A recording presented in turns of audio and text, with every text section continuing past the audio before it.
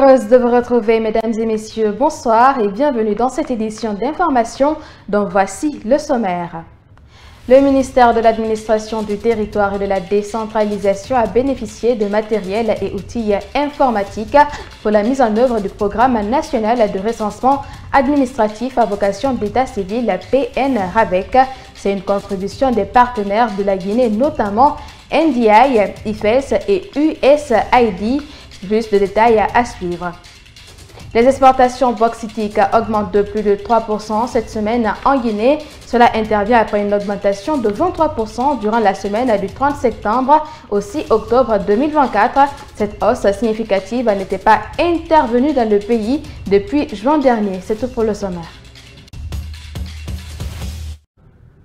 Dans le cadre de la mise en œuvre du PN-RAVEC, entendez Programme national de recensement administratif à vocation d'état civil, NDI et IFES mettent à disposition des matériels et des outils informatiques à titre de contribution. C'est sur financement de l'USAID.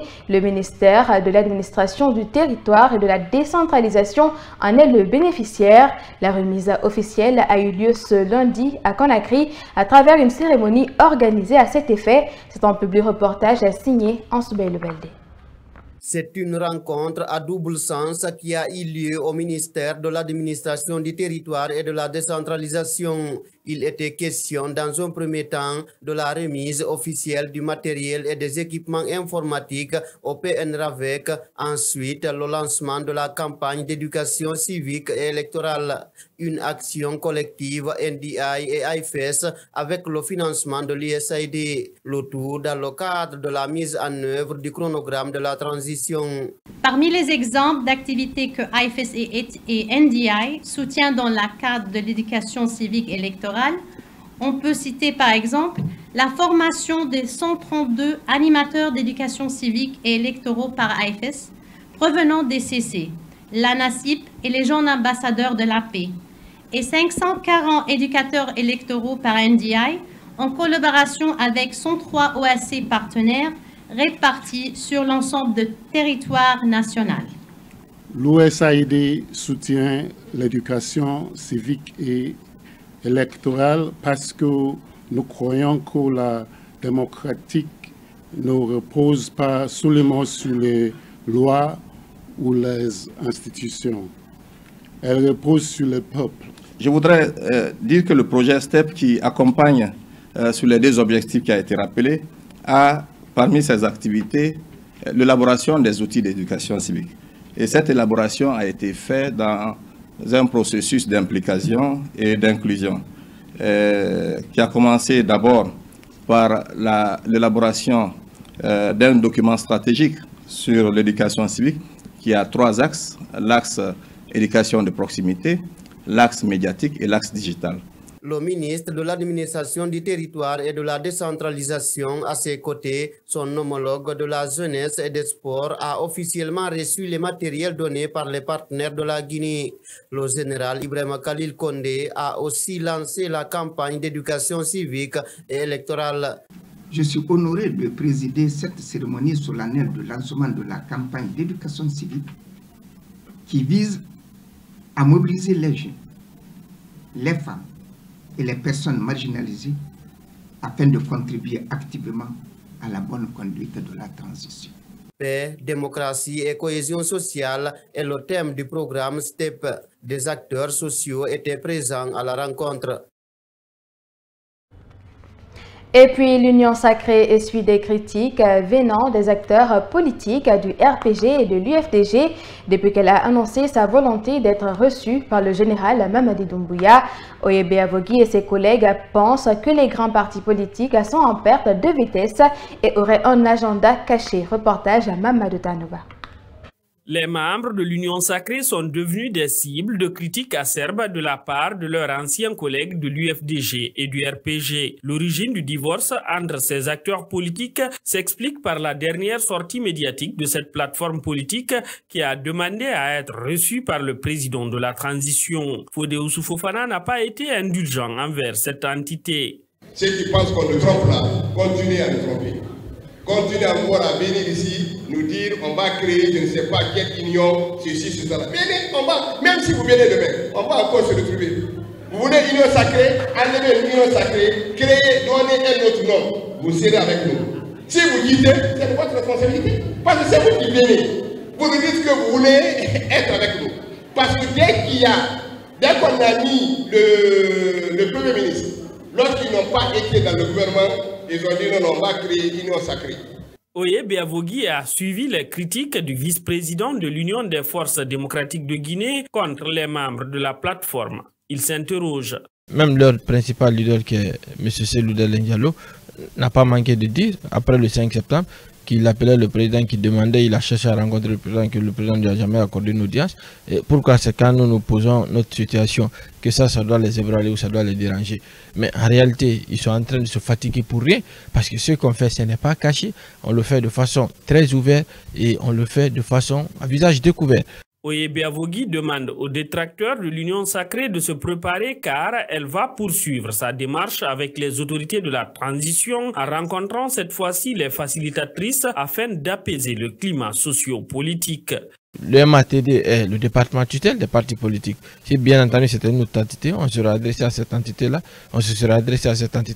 mais c'est le MATD, c'est pourquoi nous sommes allés vers le MATD et ça va se suivre, hein, puisque ils n'ont qu'à aussi préparer leur prochaine assemblée, puisque dans les prochains jours, on sera aussi chez les facilitatrices pour les transmettre officiellement l'initiative afin de pouvoir se mettre au chef de l'État et si possible l'audience aussi. Le secrétaire général par intérim du PDG-RDA accuse les responsables des grands partis politiques d'avoir un agenda caché. Je vous l'annonçais au sommaire, à la fin de la saison pluvieuse s'annonce performante pour le secteur bauxitique en Guinée. Selon Ecofinance Guinée, en une semaine, les exportations ont accru de plus de 3% dans 6 ports minéraliers du pays, dont Kamsar et Dapilon, ce comparativement aux données antérieures. Amara Bangoura pour plus d'explications. La performance se situe dans la semaine du 7 au 13 octobre 2024, rappelle le site d'actualité économique. 3 201 397 tonnes de bauxite ont été exportées pour 20 navires contre 3 110 680 tonnes une semaine plus tôt pour 23 navires, soit une hausse de plus de 3% selon le ministère des Mines et de la Géologie à travers Ecofin Guinée. Cette croissance est enregistrée dans 6 ports minéraliers, dont Kamsar, Dapilon, Katogouma, Katimi, Kokaya et Cap-Verga. Dans ces chiffres d'exportation, comme dans les précédents classements, la société minière de Bokeh occupe la première place. Cette semaine, elle a exporté 1 376 051 tonnes, contre 1 196 196 tonnes une semaine auparavant, soit une hausse de plus de 15%. Elle est suivie de l'Alliance guinéenne de bauxite, d'alumine et d'aluminium, avec une exportation de 596 210 tonnes, et du Chalco, avec 377 867 tonnes. La République de Guinée a une histoire très particulière avec beaucoup de non-dits. Notre promesse étant de vous faire découvrir la marche de l'histoire, nous nous intéressons ce soir à une autre figure marquante dont le rôle est plus ou moins controversé. Nous parlons bien de Siaka Touré, demi-frère de Sékou Touré, l'homme fort du Kambouaro. Devoir de mémoire avec Abdallah Kamara.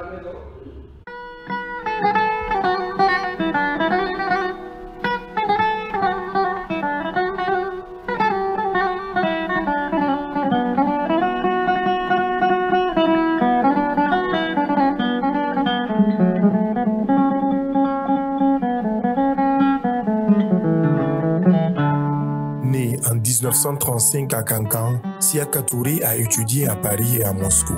Demi-frère d'Ahmed Sékou Touré, il était l'un des acteurs les plus influents des années 60. Dès 1956, Siaka Touré est nommé conseiller municipal de Kankan, puis élu de Farana à l'Assemblée territoriale. Officier militaire, il exerce plusieurs fonctions ministérielles, notamment ministre des Travaux publics et du Conseil de la transition vers l'indépendance du 9 mai 1957 à 1958, avant de devenir ministre des Travaux publics, Transport et Communications de janvier 1963 à janvier 1964. Il est nommé ministre de l'Économie, des Travaux publics, de l'Industrie, de l'Énergie et de l'Urbanisme. En novembre 1964, il devient ministre du Développement économique jusqu'en janvier 1968, puis ministre du Développement économique, de l'Agriculture, de l'Industrie et des Mines.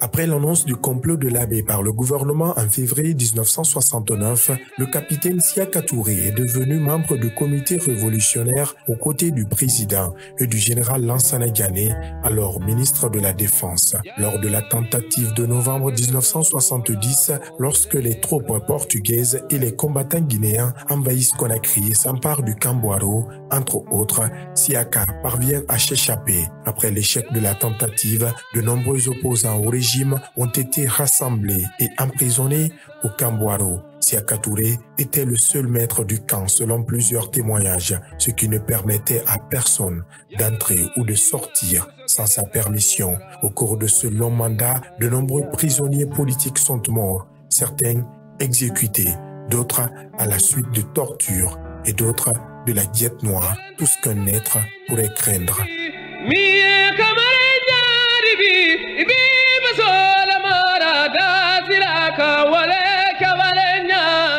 En 1977, une manifestation Sékou Conakry, appelée par la suite Révolte des femmes du marché guinéen. Ces femmes se plaignaient des réglementations appliquées aux commerçants privés.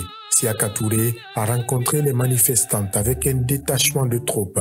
Il ordonne d'ouvrir le feu. Une femme est tuée et de nombreuses autres arrêtées. Après la mort du président Sékou Touré en mars 1984, Siaka Touré est automatiquement emprisonné par le CMRN. À sa tête, Lansana Conté, alors colonel. À la suite d'une tentative de coup d'État dit de Gara Traoré en juillet 1985, il est exécuté avec d'autres membres du régime Sékou Touré.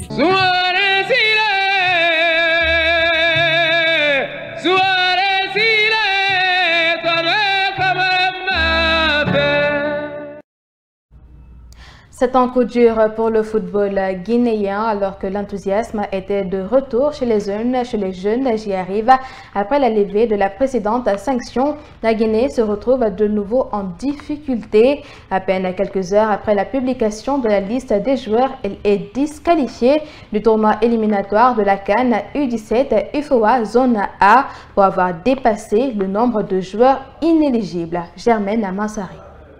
La commission d'organisation a annoncé ce dimanche la disqualification de 3 équipes nationales des éliminatoires de la CAN U17, la Guinée-Bissau et la Sierra Leone. Les tests IREM effectués par l'équipe médicale de la Confédération africaine de football CAF ont relevé la présence des joueurs inéligibles au sein de ces sélections. En application de la règle 27.4 qui stimule qu'une équipe doit être disqualifiée si elle compte au moins 4 joueurs inéligibles. Cette décision change le format du tournoi qui se disputera désormais en poule unique, avec 5 équipes restantes, le Sénégal, la Gambie, le Libéria, le Mali et la Mauritanie. Le calendrier révisé sera bientôt publié, mais la compétition commence dès ce lundi. Ce bouleversement pourrait redéfinir les enjeux de la qualification pour la CAN U17. Il est également important de rappeler que la Guinée avait déjà été suspendue pour 5 ans par la CAF et la FIFA il y a quelques années, à raison de la participation de joueurs dont l'âge n'était pas conforme aux règles de cette même compétition U17. Face à cette nouvelle disqualification, la Fédération guinéenne de football a déposé une requête auprès de la FIFA pour une contre-expertise. Les Guinéens gardent encore un mince espoir de participer à ce tournoi, en attendant les résultats des prochains textes IREM. Pour finir, le bilan des dernières inondations survenues au Mali passe de 76 à 84 morts, à en croire le nouveau communiqué du comité interministériel de gestion des crises et des catastrophes. Le pays d'Assimi Goïta enregistre désormais 153 blessés et 349 889 personnes sinistrées, des chiffres qui avaient forcé le report de l'ouverture des classes à un mois, pendant que les indicateurs météorologiques demeure toujours inquiétant. Amara Bangora. Les statistiques semblent provisoires dans un pays où la population pleure ses morts après des inondations meurtrières. L'on compte désormais au Mali 84 morts, 153 blessés et près de 350 000 personnes sinistrées. Les opérations de sauvetage, d'évacuation et de mise en sécurité des ménages se poursuivent, précise le comité de crise mis en place, sans oublier l'assistance en vivres et non-vivres des impactés. Les régions de Bamako, de Ségou et de Gao sont les plus touchées et aucune partie du pays n'est restée épargnée. Face à l'ampleur des dégâts, les autorités maliennes ont décrété l'état de catastrophe nationale. Les partenaires internationaux dont les Nations Unies, l'Union européenne, le Canada, les États-Unis ont débloqué des financements selon Radio France Internationale. Quant à la Chine, elle a fourni des dons alimentaires. La situation avait contraint les autorités maliennes de reporter l'ouverture des classes au 4 novembre 2024, initialement prévu le 1er octobre, au regard des 399 écoles inondées. Des milliers de familles dont les maisons ont été détruites occupent toujours des salles de classe, rappelle le média français. Au Mali, la saison des pluies devrait s'achever en cette fin du mois d'octobre. Le comité de gestion des crises prévient que les risques d'inondation demeurent avec la poursuite des orages isolés. Des quantités importantes de pluie sont prévues dans divers endroits du pays. Fini cette édition d'information à tous. Merci de l'avoir suivi. Au revoir.